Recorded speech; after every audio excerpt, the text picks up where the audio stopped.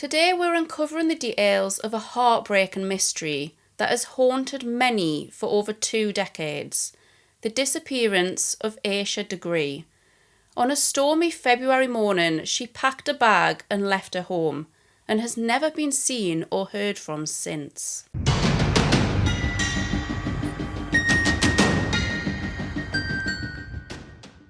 So this case is actually ongoing with recent developments and leads that we'll get onto very soon.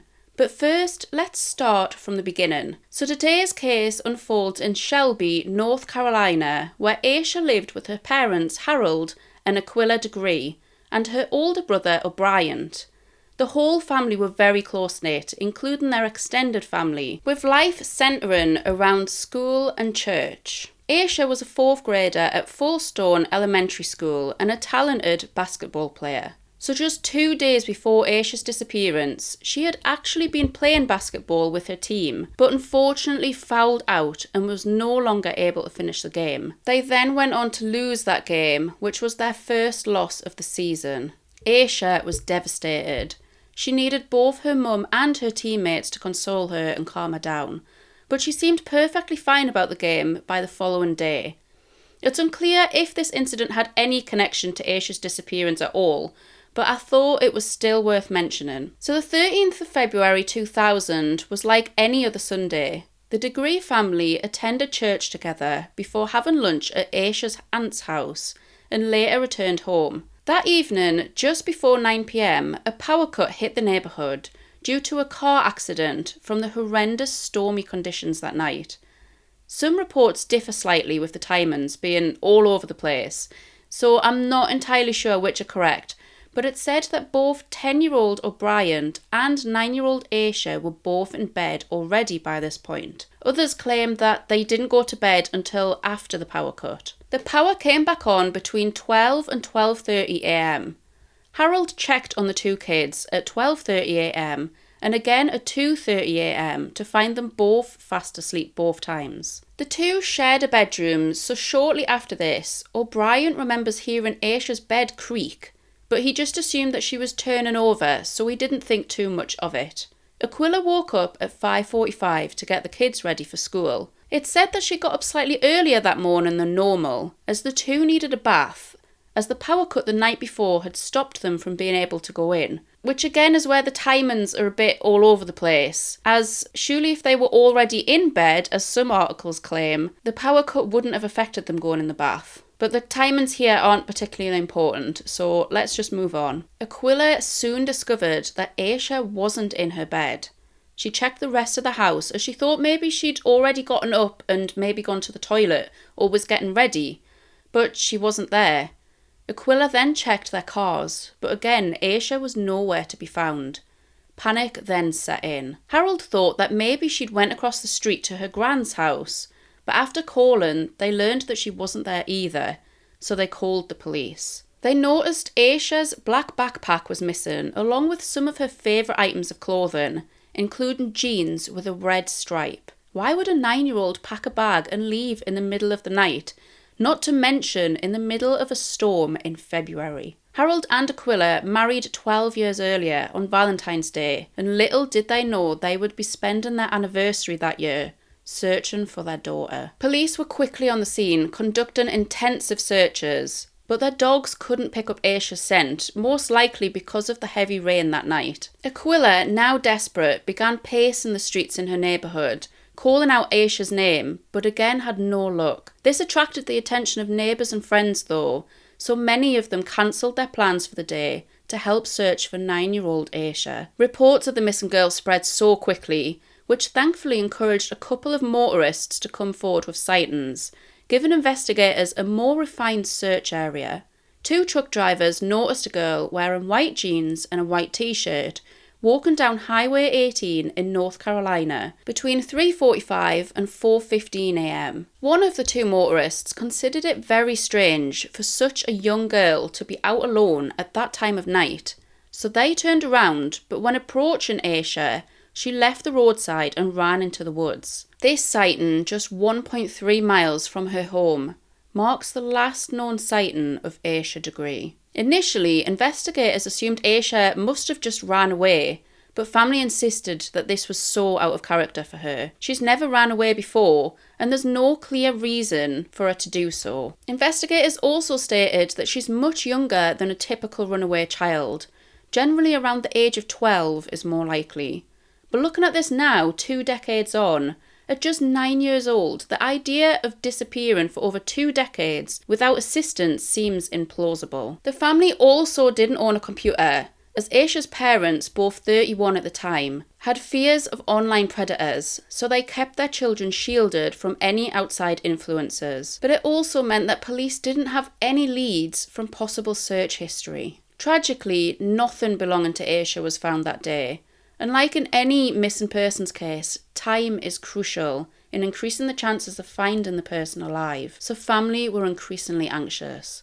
However, the following day, investigators thought they were in luck and possibly closer to finding Asha after sweet wrappers were found in the shed of a business along the highway close to where Asha ran into the woods. Along with the wrappers was a pencil, a green marker and a yellow hair bow, all of which were identified as belongings of Asha. Mysteriously though, there was also a photo of an unidentified black girl thought to be around the same age as Asha. To this day, investigators have no idea whose this photo is or who it's of. These items initially remained the only trace of Asha for over a year. 2 weeks after Asha's disappearance, search efforts were suspended after extensive searches covering a 2 to 3 mile radius from the highway sighting yielded no further clues. Despite over 9,000 hours of searching with horses, canines, helicopters and even dive teams, the case went cold. Flyers were posted all over the neighbourhood and over 300 leads were submitted, ranging from possible sightings to tips on abandoned houses and wells. But their efforts resulted in no further traces of Asha. That was until 18 months later, in August 2001, when Asha's backpack was finally discovered. It was found by a construction worker along Highway 18 in Morganton, nearly 25 miles from where she vanished. It was wrapped in 2 black bin bags and buried under the brush and leaves. Upon examination, it contained Asha's name and phone number, the items she had packed, as well as 2 other items that didn't belong to her. One of which was a copy of McElligot's Pool by Dr. Seuss, which was from a school library, and a band t-shirt of New Kids on the Block. The FBI joined the search in 2015, but the details of these 2 items weren't released by the FBI until 2018, 17 years after being found. Surely waiting this long only hinders people's memories, especially of physical objects like those, and potentially delays possible leads. These items were all taken for analysis. We'll get onto the results from these shortly though. Over the years, numerous theories emerged, from a hit-and-run incident to sleepwalking. But in 2016, a new theory and new potential lead surfaced, leading to the FBI requesting the public's help in locating a 1970s era green Ford Thunderbird or green Lincoln Mark V or something similar. Potential abduction became the new focus after new details arose from a witness who reportedly saw Asha being pulled into a green car, similar to these 2 cars. But all was quiet again in the case for several years. That is until some very recent developments reignited interest in the case. So getting back to Asha's backpack and the analysis results, 2 sets of foreign DNA were revealed on the items within the backpack.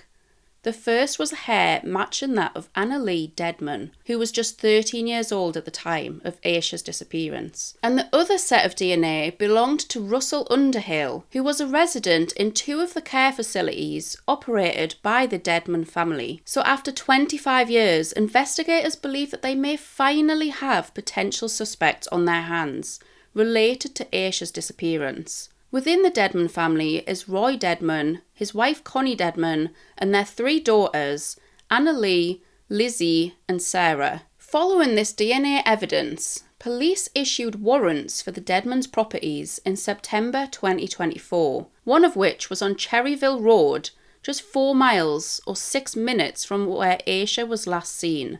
They retrieved multiple laptops and computers, a human tooth, and also a green 1970 Rambler, which had very similar features to the car Asha was reportedly seen being pulled into. The Deadman daughters, especially Lizzie, who was 16 at the time of Asha's disappearance, would transport their care residents in this car to and from Broughton Hospital. Asha's bag was found just 10 minutes from Broughton Hospital. Unfortunately, if Russell Underhill did have any involvement in Asha's disappearance, he has since taken this to the grave, as he passed away in 2004. The Deadman's attorney has too alluded to Russell potentially being to blame for this abduction and potential homicide. But is he just trying to veer away from the real culprits and pass the blame to someone who has already passed? Further investigation, however, is still ongoing into the Deadman family. Investigators now believe that Asha may have been murdered and her body concealed, with the possibility of the teenage Deadman daughters having involvement. But investigators say that they would have required adult assistance, potentially from their mum or dad, to conceal the evidence. Despite Anna Lee's DNA being present on Asha's belongings, their main focus has shifted to sisters Lizzie, who was 16 at the time, and Sarah, who was 15, also along with their dad Roy, who is now in his 80s. A man came forward saying he used to attend parties with the two sisters and recalls Lizzie being visibly distressed and intoxicated. He said that at one point Lizzie said, "I killed Asha Degree." Her sister Sarah then abruptly told her to shut the fuck up, which he says caught him off guard, as Sarah was always normally very calm and nice. This witness was given a polygraph test, and although polygraph results are inadmissible in court in North Carolina, he is said to have passed the test, claiming he is 100% confident in his memory of those moments. Additionally, investigators have revealed some concerning text messages between Lizzie, her sister Sarah, and Lizzie's ex-husband. I'll post them on screen briefly, but feel free to pause the video to read them. Within them, Lizzie messages Sarah after talking to the family lawyer. "The theory is I did it. Accident. Covered it up." A neighbour of Roy allegedly saw him digging a chest-deep hole several years ago, and stated that at least 2 or 3 rooms in his home containing personal belongings are padlocked. The family claim, though, that they have no involvement in Asha's disappearance, and no charges or arrests have yet been made. To this day, no remains of Asha have ever been found, with her whereabouts still a complete mystery decades later. Asha is fondly remembered as Shelby's sweetheart, a light-hearted and funny little girl, always in pigtails and always happy, who loved basketball and spending time with her brother O'Brien. Asha's parents hold on to hope and believe their daughter is still alive. Her mum has said, "Until you bring me proof beyond 99.9% that my daughter is dead, I'm going to believe she's alive." A billboard appealing to help find Asha now stands where Asha was reportedly seen running into the woods, which the family host an annual walk to in hopes of drawing attention to Asha's case. If you maybe have any potential information that may assist in this ongoing investigation, please find the contact details in the description and also pinned in the comments. As this case is very much still active, hopefully these new leads may finally bring some answers to the Degree family. Be sure to follow me over on Instagram, where I'll post real-time updates on this case. But what are your thoughts on this case? Do you think Asha ran away, or do you think the Deadman family have something to hide?